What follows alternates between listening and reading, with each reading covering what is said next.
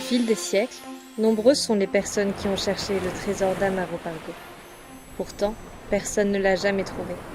Peut-être parce qu'il ne regardait pas avec les bons yeux. Amaro était un corsaire, un métier qui diffère de celui de pirate. Les corsaires recevaient un permis appelé lettre de marque délivré par le roi. Ce titre leur permettait d'attaquer tout navire qui n'était pas allié à la couronne espagnole. Et en effet, de par sa profession, il a dû livrer de nombreuses batailles et donner la mort à beaucoup d'hommes. Il y avait peu de place pour l'amour ou la piété dans ce métier.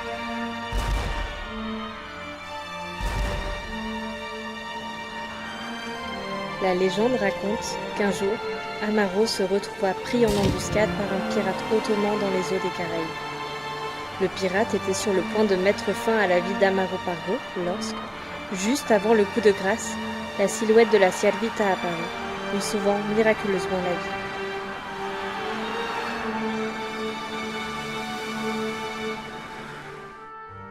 Bien sûr, il est très difficile de prouver ce miracle. Mais ce que nous savons, c'est que lorsqu'Amaro revint à Tenerife, il devint un dévot fidèle de la Ciervita et de son ordre. Il fit tellement de dons et aida si bien les habitants de la Laguna qu'à sa mort, on l'autorisa à être enterré dans l'église de Santo Domingo de Guzmán.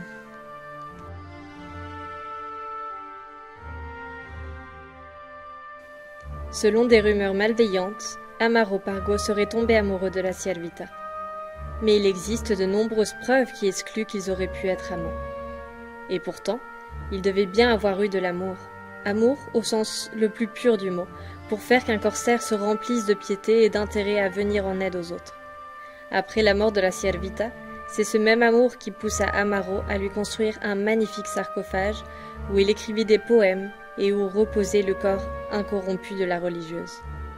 Le 15 février de chaque année, pour l'anniversaire de sa mort, le sarcophage s'ouvrirait afin qu'Amaro puisse contempler son plus grand trésor.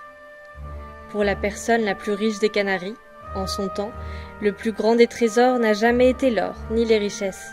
C'était l'amour pur et sincère pour la Ciervita, pour la ville de la Laguna et ses habitants. L'amour que le corsaire éprouvait ne s'est pas évanoui. Il habite aujourd'hui la ville et peut se voir dans ses rues, ses places et ses façades centenaires. Il se goûte dans sa gastronomie et dans la culture unique de la cité. Il jaillit des sourires anonymes et de la chaleur de ses gens. La ville est un patrimoine vivant où les visiteurs et les habitants partagent et créent des histoires au rythme doux des battements d'une ville à laquelle on s'attache. Parce que ce sont les gens qui font la ville. Et c'est l'amour, le grand trésor qui nous unit. Tu connais maintenant le plus grand trésor d'Amaro Pargo. Et c'est un trésor dont tu fais également partie. Profites-en, partage-le. Merci d'avoir joué le jeu.